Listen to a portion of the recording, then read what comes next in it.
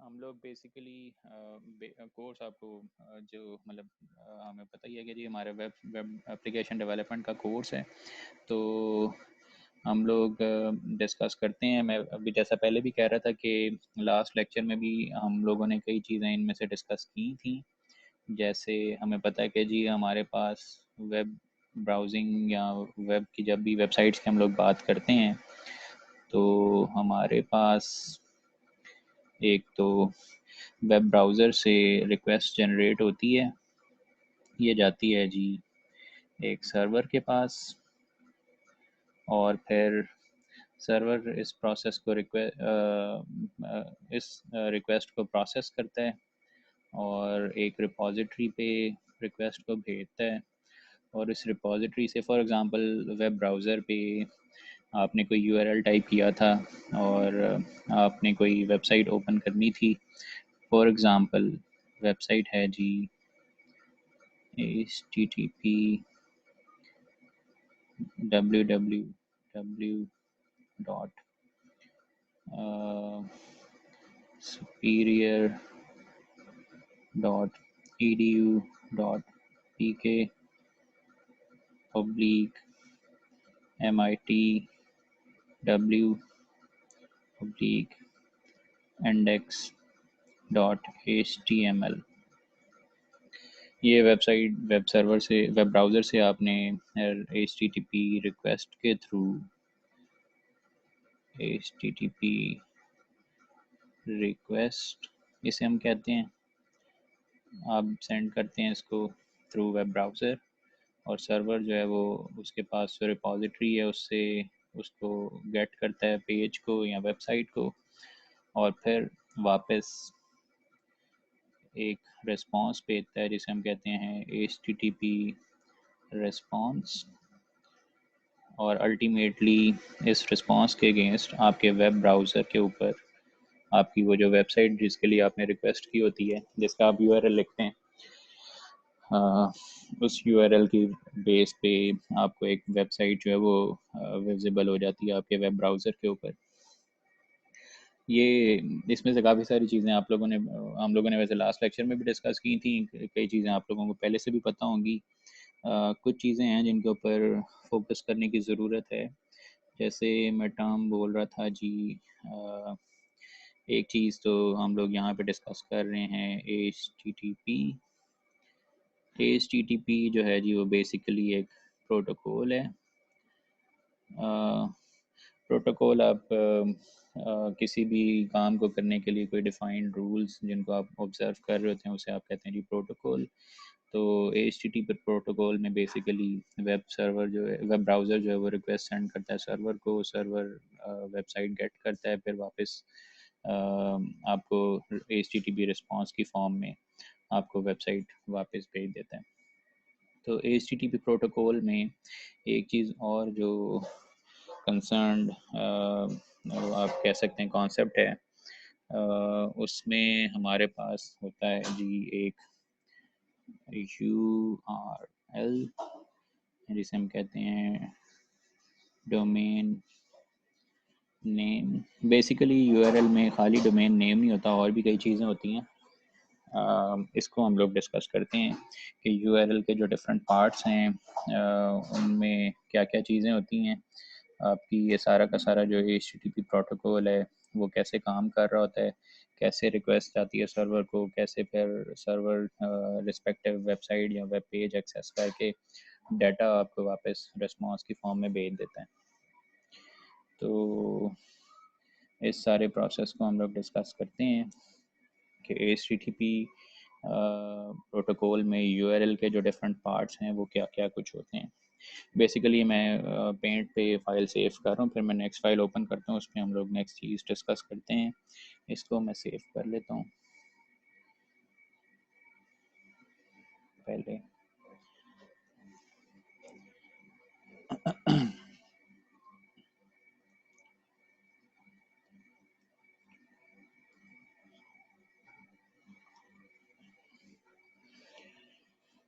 मैंने अभी आपके सामने वो एक यूआरएल लिखा हुआ था जो सर्वर की रिपॉजिटरी के ऊपर पड़ा होता है। बेसिकली वो इस तरह का था protocol, HTTP www dot superior dot edu dot pk oblique mitw oblique index dot html। सबसे पहले अगर हम इस यूआरएल के पार्ट की बात करें तो जी सबसे पहला जो पार्ट है, हम लोगों ने इस पे पहले भी अभी बात की है। यहाँ पे बेसिकली आप डिफ़ाइन कर रहे होते हैं कि आप प्रोटोकॉल कौन सा फॉलो कर रहे हैं। तो इस पे हम लोगों ने पहले भी बात कर ली है जी। HTTP एक प्रोटोकॉल है जिसे हम कहते हैं हाइपर टेक्स्ट ट्रांसफ़र प्रोटोकॉल। फ़िलहाल एब्रीवेशन ही काफ़ी है, हम लोग फिर इसको कभी डिटेल में भी डिस्कस करेंगे।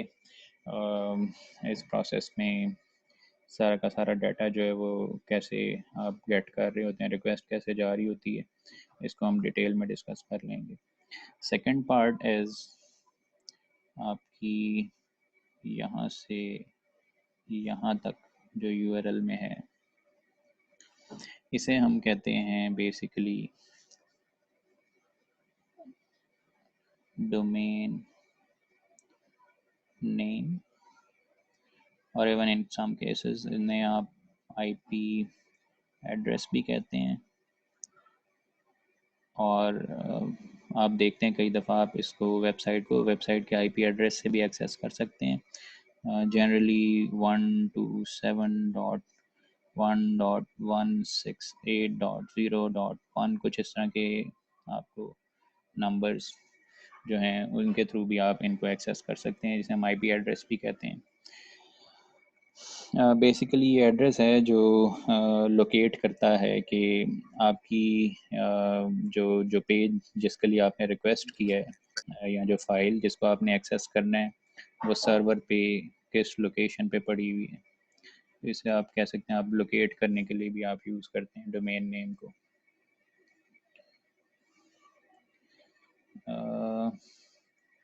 इसे आप ये भी कह सकते हैं कि आपका यूआरएल का ये पार्ट जो है जिसे अभी हम डिस्कस कर रहे हैं, जिसे हम डोमेन नेम कह रहे हैं, क्योंकि सर्वर की वो जो रिपॉजिटरी थी वो जो मैं आपको दिखा रहा था, इस तरह का एक डेटाबेस था पूरा का पूरा। उस डेटाबेस में किस फॉर एग्जांपल डिफरेंट पार्ट्स हैं, उन पार्ट्स में से किस पार्ट में ये वेबसाइट पड़ी हुई है जो हमने रिक्वेस्ट की है, फॉर इंस्टेंस वो इस छोटे से डब्बे के अंदर पड़ी हुई है, और बाकी सारी और वेबसाइट्स हैं वो दूसरे डब्बों में पड़ी हुई हैं, और फाइल्स हैं वो दूसरी लोकेशंस पे पड़ी हुई। तो आपने एक स्पेसिफिक लोकेशन पे ही जाना है, वहाँ से ही आपने डाटा गेट करना है, जिसके लिए आप डोमेन नेम बता देते हैं। अच्छा जी, इसके अलावा जनरली यहाँ पर इसके बाद भी एक पार्ट होता है, लेकिन हम उसको बाद में डिस्कस करेंगे। मैं बस टर्म बता देता हूँ अभी। यहाँ पर अक्सर 80 या कुछ और इस तरह का नंबर लिखा हुआ नज़र आता है आपको अक्सर वेबसाइट्स पे। इसे हम सिर्फ मैं आपसे कह रहा हूँ कि इसका हम नाम डिस्कस कर लेते हैं, इसको हम डिटेल में फिर डिस्कस कर लेंगे। इसे हम कहते हैं सर्विस और पोर्ट नेम। बेसिकली इसे हम कहते हैं कि आपने इस लोकेशन पे या इस वेबसाइट पे या सर्वर से आपको सर्विस किस तरह की चाहिए, या किस पोर्ट नंबर से आपने डाटा एक्सेस करना है, तो वो आप यहाँ पर लिख देते हैं। जनरली लिखने की ज़रूरत नहीं पड़ती, क्योंकि बाय डिफ़ॉल्ट HTTP प्रोटोकॉल में आपका जो पोर्ट नंबर है वो बाय डिफ़ॉल्ट 80 और 8080 होता है, तो आपको वेबसाइट पे वो लिखना नहीं पड़ रहा होता। उसके बाद जो अगला पोर्शन है वो आप बेसिकली लास्ट टाइम भी आपको याद होगा मैंने क्लास में आपकी दिखाया था कि आपके पास एक फ़ोल्डर होता है, उस फोल्डर के अंदर डिफरेंट फाइल्स पड़ी होती हैं। जैसे मैं यहाँ पे एक फ़ाइल को एक्सेस करने की कोशिश कर रहा हूँ, यहाँ पे इस कंप्लीट पोर्शन को आप कह सकते हैं जी, स्पेसिफिक जो फाइल आप एक्सेस करना चाह रहे थे, फोल्डर के साथ आप फाइल का नाम बता रहे हैं, तो आप फाइल को एक्सेस कर लेते हैं जी। मेरा ख्याल है किसी का क्वेश्चन है। मैं अभी स्क्रीन शेयरिंग को पोस्ट करता हूँ और रिकॉर्डिंग को भी हम लोग ज़रा पॉज कर लेते हैं जी।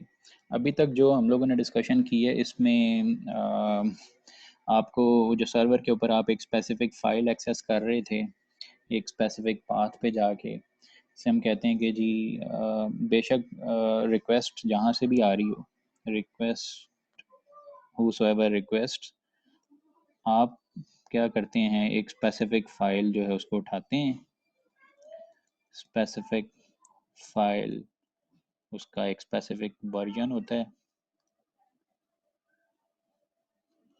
वो आप लाते हैं और वापस रिस्पांस की फॉर्म में वापस भेज देते हैं। हम कहते हैं ये जो सारी वेब एप्लीकेशन है इज़ बेसिकली स्टैटिक वेब। जैसे हमारे केस में भी मैंने वो आपको लास्ट टाइम भी एग्जांपल दी थी, और जनरली आप देखते हैं इस तरह की जो पेजेस या वेबसाइट्स हैं उनकी एक्सटेंशन आपको HTML नज़र आती है। तो जनरली अभी तक जो हम लोगों ने डिस्कशन की ये स्टैटिक वेबसाइट्स के लिए थी। दूसरी तरह की भी वेबसाइट्स होती हैं, जैसे बड़ी जनरल सी एग्जांपल है जी गूगल। और फॉर इंस्टेंस गूगल पे मैं सर्च में सर्च कर रहा हूँ जी, फॉर इंस्टेंस CS320, तो गूगल का एक आपको पता है कि पेज लोड हो जाता है। आप अगर सर्च करते हैं तो कुछ और फॉर इंस्टेंस कुछ और सर्च कर सकते हैं। गूगल को भी नहीं पता कि यूज़र जो है उसने ये टाइप करना है या कोई और चीज़ उसने ये सर्च करना है, CS320 और CS321 और 350 समथिंग एल्स। तो रन टाइम पे पेज लोड होते हैं। गूगल जो है वो स्टैटिकली उसको डिज़ाइन नहीं कर सकता पेज को, क्योंकि उसको पता ही नहीं कि यूज़र क्या क्वेरी सेंड करेगा, उसकी रिस्पांस पे उसको क्या डाटा दिखाना है पेज के ऊपर। तो इस तरह की वेबसाइट्स को हम लोग कहते हैं डायनामिक वेबसाइट्स। जनरली ये दो कैटेगरीज हैं, स्टैटिक और डायनामिक। तो हम लोग इस कोर्स में अभी स्टार्ट हम लोग ले रहे हैं इसी टाइप की वेबसाइट्स से, फिर हम लोग मूव कर जाएंगे डायनामिक वेबसाइट्स पर।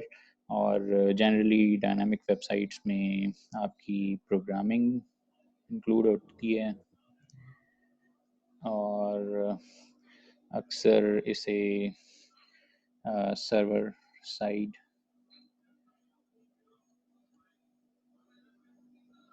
प्रोग्रामिंग भी कहते हैं। Server side programming generally last time भी मैंने आपको लैंग्वेज बताई थी, आप कोई भी प्रोग्रामिंग लैंग्वेज यूज़ करते हैं, लेकिन जनरली यहाँ सबसे ज़्यादा यूज़ होने वाली जो लैंग्वेज है वो PHP है। इस पे हम लोग प्रोग्रामिंग करेंगे। आप देखेंगे C++ से मिलती जुलती लैंग्वेज है, इतना ज़्यादा मुश्किल नहीं होगा इस पर मूव करने में। तो अभी हम लोग कुछ बेसिक एलिमेंट्स जो हैं इसके वेबसाइट डेवलपमेंट के इन HTML, उसको हम लोग डिस्कस करना शुरू करेंगे। ये रिकॉर्डिंग और मैं आपके साथ ये पिक्चर जो है मैं शेयर कर दूंगा एंड पे। एडिटर मैंने लास्ट टाइम भी बताया था, आप लोग कोई भी एडिटर यूज़ कर सकते हैं, टेक्स्ट एडिटर वेबसाइट्स क्रिएट करने के लिए। इवन माइक्रोसॉफ्ट वर्ड के अंदर भी आप वेबसाइट्स क्रिएट कर सकते हैं। आपने करना ये है कि जब आप फाइल सेव कर रहे होते हैं तो आप उसको सेव एज और उसकी जो एक्सटेंशन है .html रख देते हैं, तो आपका एक वेब पेज बन जाता है। तो इस तरह बड़ी आसानी से HTML वेबसाइट्स बनाई जा सकती हैं। बड़ी आसान लैंग्वेज है, और इसमें ऐसा कुछ नहीं है कि आपको कोई स्पेसिफिक सिंटेक्स ज़रूर फॉलो करने हैं। सिंटेक्स एरर इसमें कोई नहीं आता। आप कुछ भी लिख दें वो रिफ्लेक्ट ज़रूर होगा आपकी वेबसाइट के ऊपर। बेशक वो मीनिंगफुल ना हो, उसमें आपकी रिक्वायरमेंट को फुलफिल ना कर रहा हो, सिंटेक्स फॉलो, सिंटेक्स है ही कोई नहीं एक्चुअली। तो बड़ी आसान, बिल्कुल जिस तरह आप सिंपल इंग्लिश लिखते हैं उस तरह की ये लैंग्वेज है। इसको आप यूज़ कर सकते हैं वेबसाइट डेवलपमेंट के लिए। हम लोग स्टार्ट करते हैं, एक सिंपल सी फाइल मैं ओपन कर रहा हूँ जी। एक नोट पैड मैंने ओपन कर लिया। नोट पैड में ये एक बेसिक सा टेक्स्ट एडिटर है, अदरवाइज दो एक टेक्स्ट एडिटर्स और भी हैं, मैं आपको वो बताऊंगा, आप उनमें भी काम कर सकते हैं। फ़िलहाल हम लोग नोट पैड से ही स्टार्ट ले रहे हैं।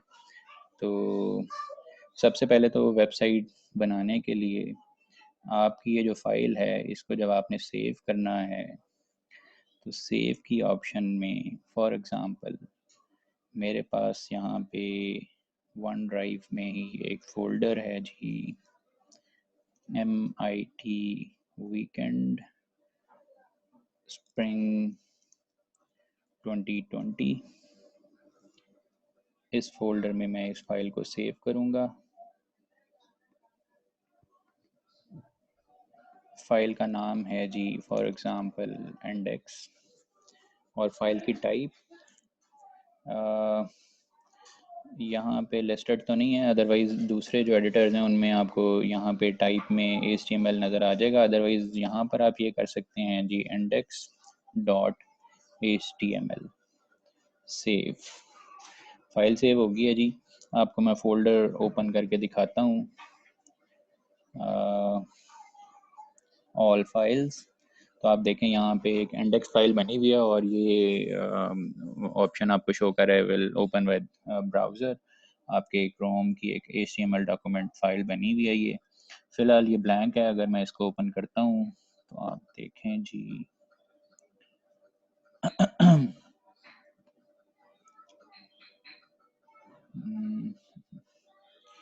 ये एक वेब पेज ओपन हुआ है और ये वेब पेज अभी बिल्कुल ब्लैंक है। जैसे जैसे आप इसमें डाटा ऐड करते जाते हैं, एडिटर में जाके आप फाइल को एडिट करेंगे और वो रिफ्लेक्ट होता जाता है आपकी वेबसाइट के ऊपर।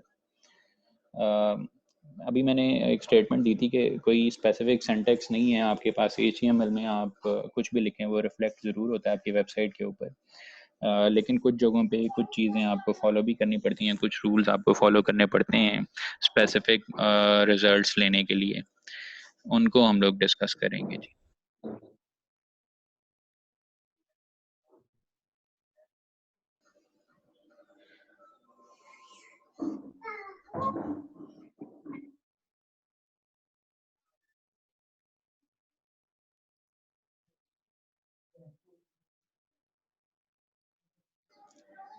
रूल स्पेसिफाई करने से पहले मैं एक चीज़ जो मैं स्टेटमेंट बार बार दे रहा हूँ कि जी आप यहाँ पे कुछ भी लिखें, for example this is my web page, control S, और अदरवाइज़ आप यहाँ से सेव की ऑप्शन चूज़ करें और फिर मैं वेब पेज को रिफ़्रेश करता हूँ तो आप देखें this is my web page, आपको वेबसाइट पे रिफ्लेक्ट होता हुआ नज़र आ गया।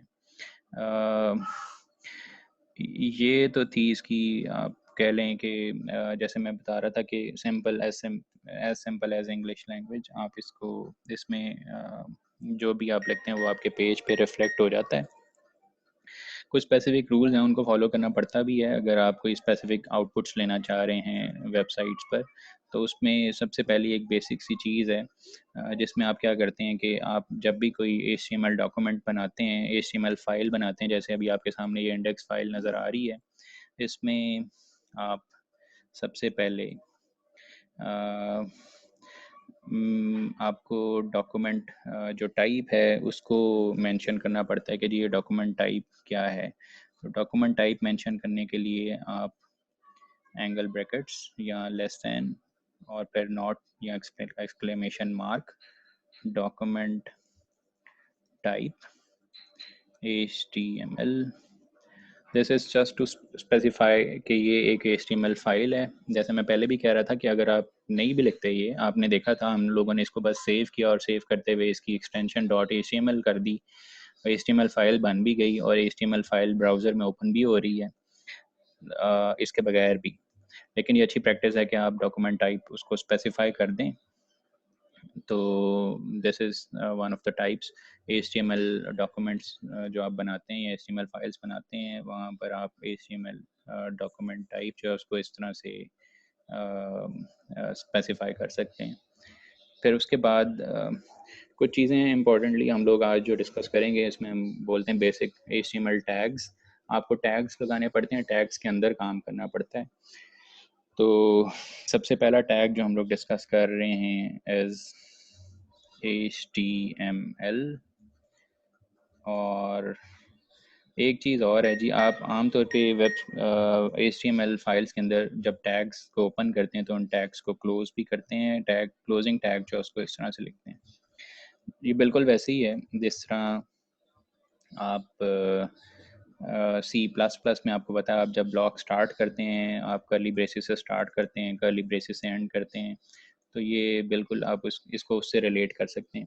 जब आप कोई टैग ओपन करते हैं, फर्स्ट टैग जो हम लोग देख रहे हैं वो HTML है, और HTML टैग को हमने क्लोज भी किया हुआ है। इसके दरमियान सारा का सारा जो हमारा डाटा है वो हमारी वेबसाइट के पेज के ऊपर रिफ्लेक्ट होगा।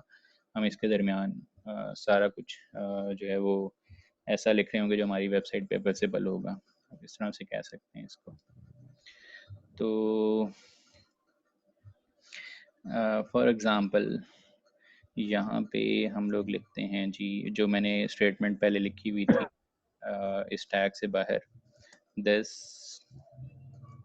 इज़ माय वेब पेज, और इस फाइल को मैं कर रहा हूँ जी सेव। और दोबारा मैं आपको अब हमारी जो फाइल थी मैं इसको रिफ़्रेश करके आपको दिखा रहा हूँ। This is my web page as it is. जो पहले यहाँ पे डाटा रिफ्लेक्ट हो रहा था, बेसिकली मेरा ख्याल है यहाँ पे मैंने भी कोई केस चेंज किया है, कुछ टेक्स्ट चेंज हुआ थोड़ा सा, क्योंकि मैंने शायद टेक्स्ट टाइप करते हुए पहले कुछ और टाइप किया था, अब कुछ और टाइप कर दिया, तो वो चेंज हुआ है। उसके अलावा वेबसाइट में आपको कोई और डिफरेंट चीज़ रिफ्लेक्ट हुई हुई नज़र नहीं आई इन टैग्स की एडिशन से। लेकिन ये अच्छी प्रैक्टिस है, जिस तरह हम लोग, मैं बार बार इस पर एम्फोसाइज़ कर रहा हूँ, हम लोग प्रोग्रामिंग फंडामेंटल में या प्रोग्रामिंग के कोर्सेज में आप लोग देखते हैं कि जी आप लोग कमेंट्स दे दें, कोई एक स्पेसिफिक कन्वेंशन फॉलो करें वेरिएबल्स को नाम देते हुए, स्टार्टिंग ब्रेसेस जब आप लगाते हैं तो एंडिंग ब्रेसेस भी लगा दें। ये कुछ अच्छी प्रोग्रामिंग प्रैक्टिसेस हैं जिनको आप फॉलो कर रहे होते हैं जब भी आप कभी प्रोग्राम लिखते हैं। तो यहाँ पे भी आप ऐसे ही ये काम कर रहे हैं कि ये कुछ स्पेसिफिक टैग्स हैं वो आप लगाते हैं और इन टैग्स के अंदर काम करते हैं। अच्छा जी, इसके अलावा हमारे पास HTML में डिफरेंट टैग्स में सबसे एक इम्पॉर्टेंट टैग जो है आप जनरली ज़्यादातर यूज़ करेंगे इज़ नोन एज, मैं साथ ही ना कमेंट्स का भी मेथड आपको बता देता हूँ। जिस तरह आप फाइल्स में प्रोग्राम्स के अंदर कमेंट्स करते थे, यहाँ पे HTML में कमेंट करने का तरीका ये है, angle brackets, exclamation mark, minus minus, और this is comment, minus minus, angle brackets close. ये कमेंट करने का तरीका है। HTML फाइल्स में आप इस तरह से कमेंट कर सकते हैं, बेशक सिंगल लाइन कमेंट करें, बेशक मल्टीपल लाइन कमेंट करें, एंड पर जाके आपने ये लगाना है minus minus greater than. For example, this is second comment, basically it is a multi-line comment। तो तरीका यही है, आप बेशक सिंगल लाइन कमेंट्स देना चाह रहे हैं, मल्टी लाइन कमेंट्स देना चाह रहे हैं, कहीं पे भी आप HTML फाइल में ये चीज़ लिखेंगे तो आप देखेंगे आपकी आउटपुट पे, जैसे हम कह रहे हैं वेबसाइट का जो पेज है उस पे इसके दरमियान जो भी आपने चीज़ लिखी हुई है वो रिफ्लेक्ट नहीं होगी। इसे हम कमेंट कंसिडर कर रहे हैं इस सारे पार्ट को। कंट्रोल S, और वेबसाइट को मैं रिफ़्रेश करता हूँ तो आप देखें ये सारा कुछ जो हम लोगों ने लिखा था ये रिफ्लेक्ट नहीं हुआ वेबसाइट पे। अदरवाइज़ अगर मैं स्टार्ट पे कमेंट वाला जो एलिमेंट था वो नहीं लिखता, सेफ और रिफ्रेश, तो सारा का सारा कंटेंट जो है वो जो उसमें था, उस ब्लॉक में जो कमेंट वाला ब्लॉक था वो सारा का सारा वेबसाइट पे रिफ्लेक्ट हो रहा है। मैं चाहता नहीं हूँ ऐसा हो, तो मैं इसको दोबारा वापस कमेंट कर देता हूँ। मैं आपको, अभी तक हम लोगों ने जो चीज़ें सीख ली हैं उसको एक दफ़ा हम लोग डिस्कस करते हैं फिर आगे चलते हैं। हम लोगों ने देखा है कि आप डॉक्यूमेंट टाइप HTML स्पेसिफाई कर देते हैं। उसके अलावा हम लोगों ने फिर HTML टैग की बात की। आप HTML टैग के दरमियान वो चीज़ें लिखते हैं जो आप चाह रहे होते हैं कि आपकी वेबसाइट के पेज के ऊपर रिफ्लेक्ट हों। तीसरी चीज़ जो हम लोगों ने अभी तक देखी है वो है जी ये कमेंट्स। HTML में कमेंट्स का स्टाइल। मीटिंग का टाइम एंड होने वाला है तो हम लोग फिर दोबारा ज्वाइन करते हैं, फिर यहीं से आगे हम लोग कंटिन्यू करेंगे। मैं एक दफ़ा वेब पेज दोबारा आपको रिफ्रेश करके दिखा देता हूँ। अब ये डाटा सो दोबारा कमेंट्स में चला गया, तो हम लोग दोबारा ज्वाइन करके यहीं से स्टार्ट करेंगे इस पार्ट में। अब तक अगर किसी का कोई क्वेश्चन है तो वो फिर जब दोबारा मीटिंग ज्वाइन करते हैं तो आप लोग पूछ सकते हैं।